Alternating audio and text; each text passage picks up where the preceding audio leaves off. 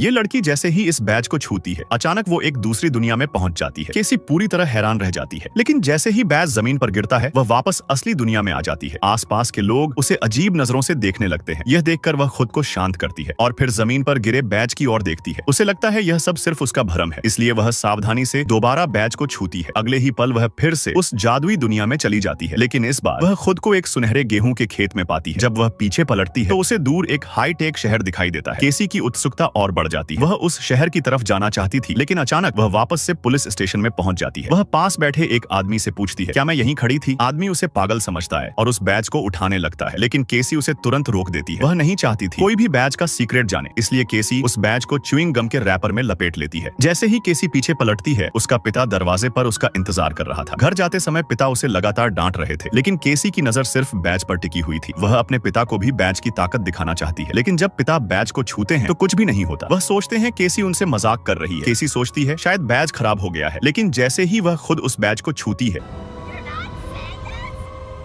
Frustrate होकर केसी के पिता बैज छीन लेते हैं। रात में जब पिता सो जाते हैं, केसी चुपके से बेड साइड ड्रावर में बैज ढूंढने की कोशिश करती है। अचानक वह फिर से उसी गेहूं के खेत में पहुंच जाती है। केसी बहुत खुश होती है और हाईटेक शहर की तरफ चल पड़ती है, लेकिन अचानक बीच में एक अदृश्य दीवार उसका रास्ता रोकता है। कई बार छूने के बाद उसे पता चलता है वो असल में पापा के बेडरूम की दीवार है। वह दीवार को टटोलते हुए आगे बढ़ती है और आखिरकार दरवाजे तक पहुंच जाती है। उसके बाद केसी शहर की तरफ जाने लगती है, लेकिन अचानक